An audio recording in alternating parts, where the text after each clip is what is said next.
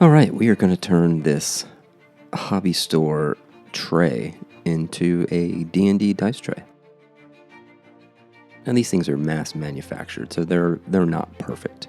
There's a lot of glue squeeze out, which we need to get rid of. The finish isn't great, so I'm going to file away the extra glue because the stain that we're going to put on it will not stick to the glue and will leave an obvious white mark.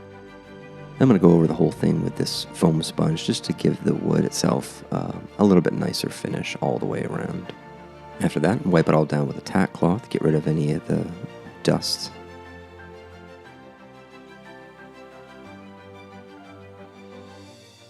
Now I need to make a template of the inside shape. Normally, I would just do this on the computer and cut it out on the Cricut, but these things the dimensions aren't perfect.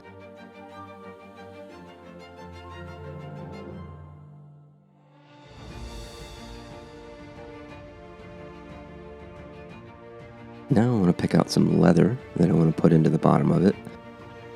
I kind of like this green one. I think that'll give a nice contrast to the rest of the wood. Alright, so now I'm going to take my template and scribe on the leather and then cut that shape out.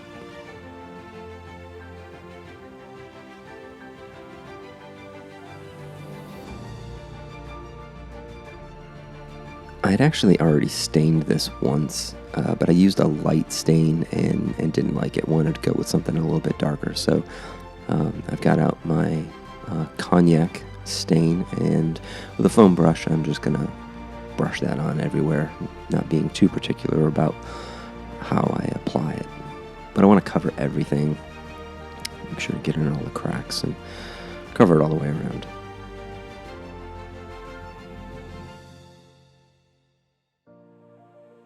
Alright, once that's on there, I'm just going to wipe it all back off.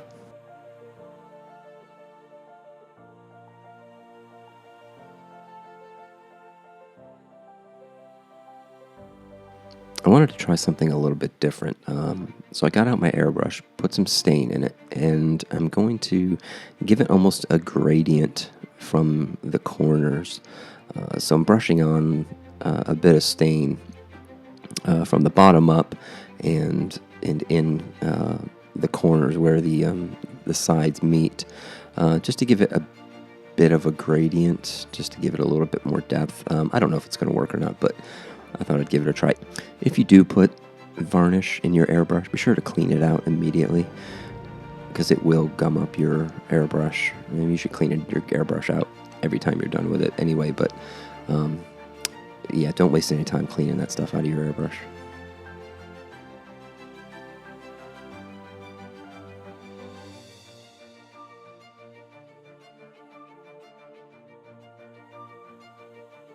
So it kind of worked. I kind of like the effect that it got. So now we'll move on to polyurethane. I want to apply the polyurethane fairly generously, but I am being conscious of the direction of my brush strokes because it will be noticeable in the final result. So I'm trying to make the brush strokes uniform and in a uniform direction. Alright, so that's one coat of polyurethane down. Now I'm going to let that dry.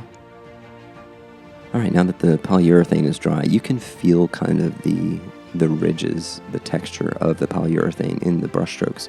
So what I'm going to do is sand it down. This sandpaper actually turned out to be too fine, so I'm going to switch to a foam sanding block. And I'm not trying to take too much off, I'm just trying to smooth out the finish a bit.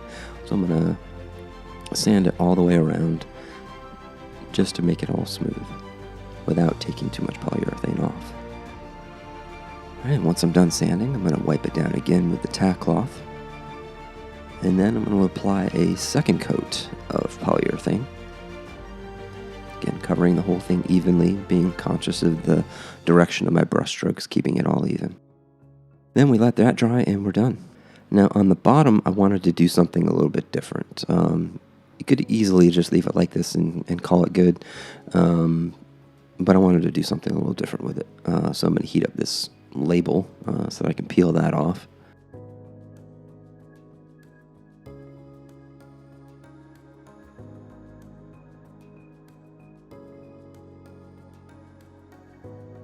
Of course, this left behind some adhesive residue, which will affect everything I do from here out. So I grabbed some acetone and cleaned off all the glue from the label. All right, now I'm going to mask off the whole thing.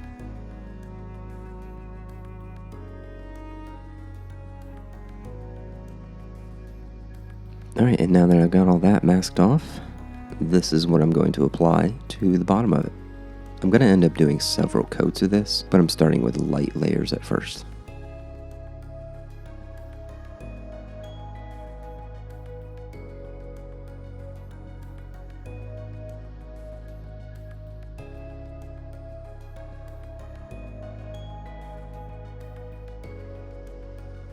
All right, now that that's all done and dried, take all the masking tape off.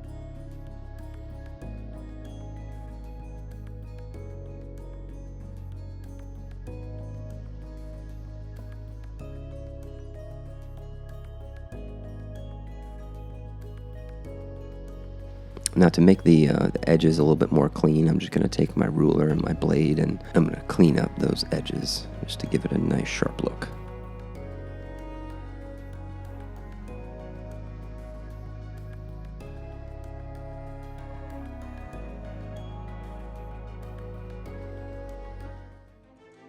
And there we go. And just to demonstrate the texture of this,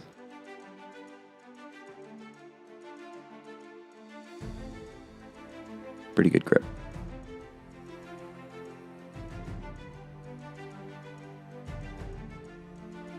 All right, and that is it for the bottom. Now to secure my piece of leather to the bottom, I'm going to use barge cement.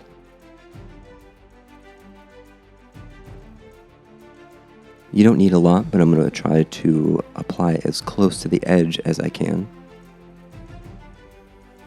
And I'm also going to apply some to the leather itself. After letting it dry for a little bit, I'm going to apply it to the bottom.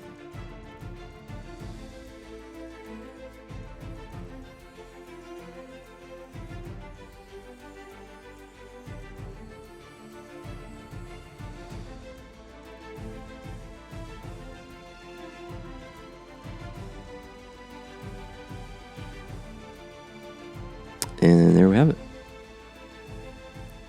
$6 wooden tray from the hobby store turned into a pretty decent little dice tray.